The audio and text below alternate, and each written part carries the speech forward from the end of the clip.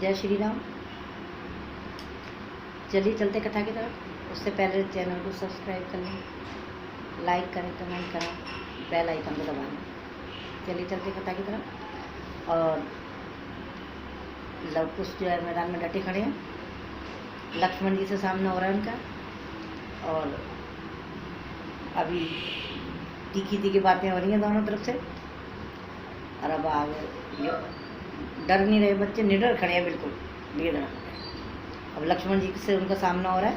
और अब सुनिए आप क्या बातचीत होती है और क्या किस प्रकार से उनकी बात होती है। लक्ष्मण बोले हैं तुम्ही वह गायक गुणवान, उतर गए थे ध्यान से सके न हम पहचान। लव बोले अब युद्ध में पहचानोगे और कोरी बातों की जगह धनवा को दो ठौर। लड़ने से पहले बतला दो लक्ष्मण कब लड़ने आएंगे, वे बदला वन में सीता को पहुँचाने का कब पाएंगे। अबला के नाक कान काटे रघुकुल के धर्म प्राण बनकर, प्रतिकार करेगा कर्म वही लव कुश का धनुष बाण बनकर। अपना परिचय गुप्त रख बोले लक्ष्मण बैन, वीर बाल को ये वचन करते हैं बेचैन। लक्ष्मण है अब भी बड़ा व्यतीत, चित्त को उसके संतोष नहीं, फिर वह तो आज्ञाकारी है उस बेचारे का दोष नहीं। जो नित भाई की इच्छा पर अपना सर्वस्व लुटाता है, वह राजाज्ञा के होने से सब दोषों से बच जाता है। लक्ष्मण जी कहते हैं कि मैं तो उनका आज्ञाकारी हूँ, भाई के आज्ञाकारी हूँ, और राजाज्ञा के होने से मैं सब दोषों से बच जाता हूँ। लक्ष्मण तो मतलब अपना परिचय गुप्त रखा उन्होंने, ये नहीं कहा कि मैं लक्ष्मण हूँ। उन्होंने कहा लक्ष्मण तो राजाज्ञा के आगे सब दोषों से बच जाता है, उसने तो राजा की आज्ञा का पालन किया है। अब कुछ बोलते हैं, कुछ बोले इस बात में भूल रहे हैं आप, धर्म कहाँ यह तो हुआ एक भयंकर पाप।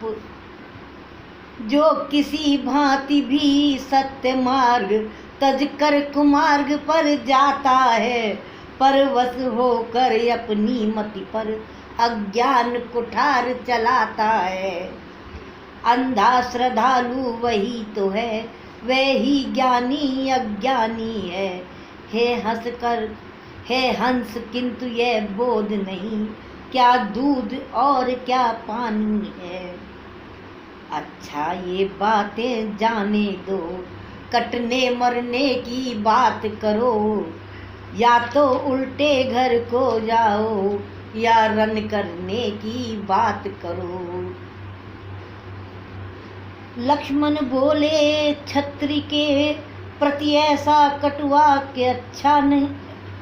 लक्ष्मण बोले क्षत्रिय के प्रति ऐसा कटुआ किन अच्छा है, क्षत्रिय तो फिरने के बदले जूझना समर में सीखा है। बच्चों अब तक जो पर्दा था अब उसे हटाए देता हूँ, मैं ही लक्ष्मण हूँ कैसा हूँ ये अभी बताए देता हूँ।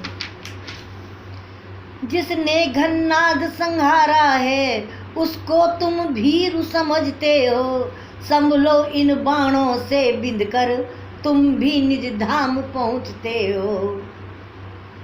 अब क्या था खिंच ही गए धनुष बाण तत्काल, क्षण भर में होने लगा युद्ध विकट वक्राल।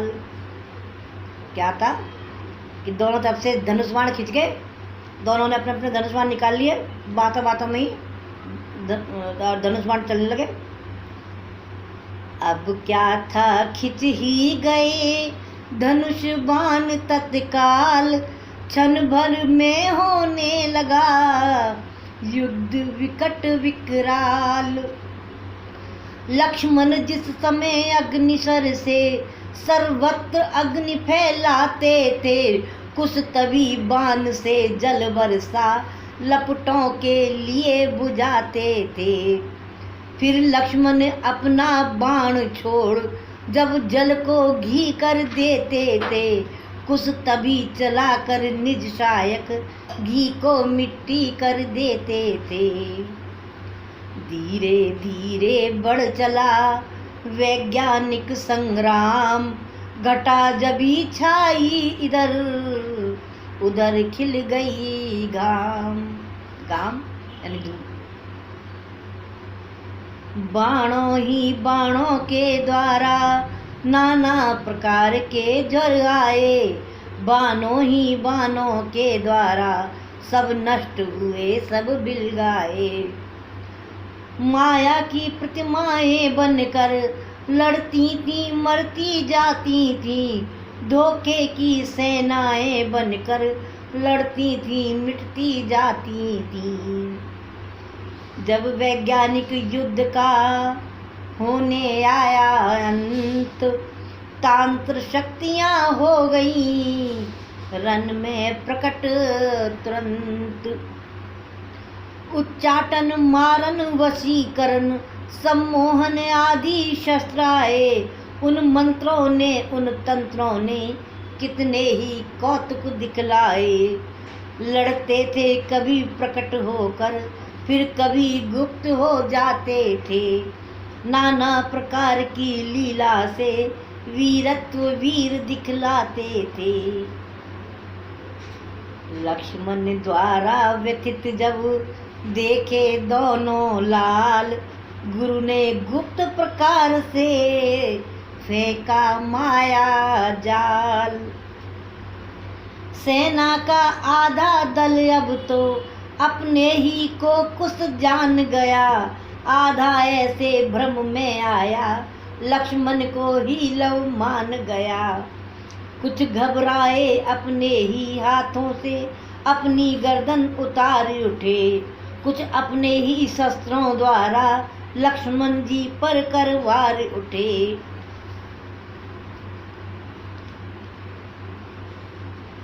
गुरु जी ने माया फेंकी उन्होंने वाल्मीकि जी ने, और जब बच्चों को देखा कि बच्चे इनसे घबरा रहे हैं, तब तो उन माया का ऐसा असर हुआ कि कुछ अपने आप को लक्ष्मण जी को ही कुछ समझ रहे हैं, कुछ अपने आप को लव समझ रहे हैं, आपस में लड़ मर रहे हैं, लक्ष्मण जी परिवार कर उठे अपने अपने अपने शस्त्रों से। तो इस प्रकार माया का ऐसा असर हुआ। अब सुनिए क्या असर होता है उसका। लक्ष्मण घबराए जभी देखी ऐसी बात, सुमिरा श्री रघुनाथ को होकर विहल गात। चाहा लक्ष्मण ने जभी सीतापति से त्राण, गुरु ने लौटाया तभी अपना माया बाण। मन ही मन लक्ष्मण जी श्री राम जी से प्रार्थना करने लगे कि प्रभु बचाओ, ये क्या हो रहा है। तो गुरु जी ने अपना माया बाण वापस ले लिया और माया के हट गई माया। माया की माया हटते ही सारी सेना को ज्ञान हुआ, उर्मिला नाथ को भी अपनी बीती बातों का ध्यान हुआ।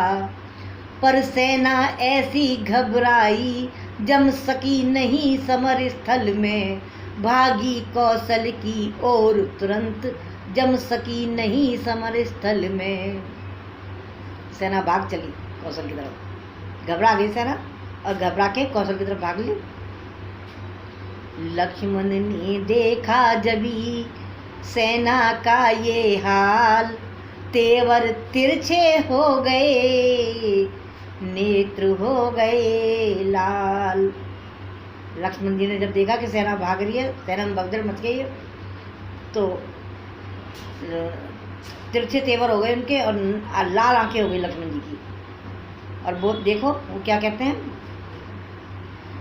जानकी जानकी जीवन का फिर ध्यान किया श्री लक्ष्मण ने, सारंग शक्ति भर कर खींचा सर छोड़ दिया श्री लक्ष्मण ने। वह तीर वज्र सा जबी लगा कुछ गिरे मूर्छा खाकर, तब सत्वर सामने समर करने डट गया वीर लव आकर तब। माता जानकी को याद करके लक्ष्मण जी ने अपना तीर छोड़ा तो कुश जो है मूर्छित हो गए, और कुश के मूर्छित होते ही लव आकर मैदान में खड़े हो गए और लक्ष्मण जी के सामने डट गए। आते ही लव ने किया सर का प्रबल प्रहार, सारी सेना में मचा भीषण हाहाकार। लक्ष्मण ने देखा जभी यह प्रहार उदंड, अपने सर से कर दिए लव सर के दो खंड। कुछ जागे देखा हुआ लव सर के दो खंड, पूर्ण क्रोध में प्रलय सा छोड़ा बाण प्रचंड। लगा हृदय में लखन के वह सायक बलवंत, आई मीठी नींद सी मूर्छित हुए तुरंत। सेना में अब मच गया एक प्रबल कोहराम, बंद बालकों ने किया तभी महासंग्राम। कुछ लक्ष्मण इत्यादि की करने लगे संभाल, कुछ सैनिक पहुँचे अवध और सुनाया हाल। भरा हुआ था जिस समय कौशल का दरबार, तभी चुटीले वीरगण करने लगे पुकार।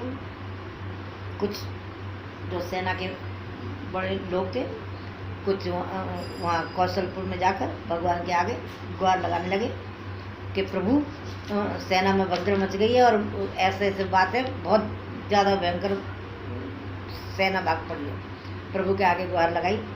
उसके बाद देखना आगे क्या होगा अब अगले अध्याय में। आज के लिए इतना ही, अगला अध्याय लेकर फिर प्रस्तुत होंगी। धन्यवाद, नमस्कार।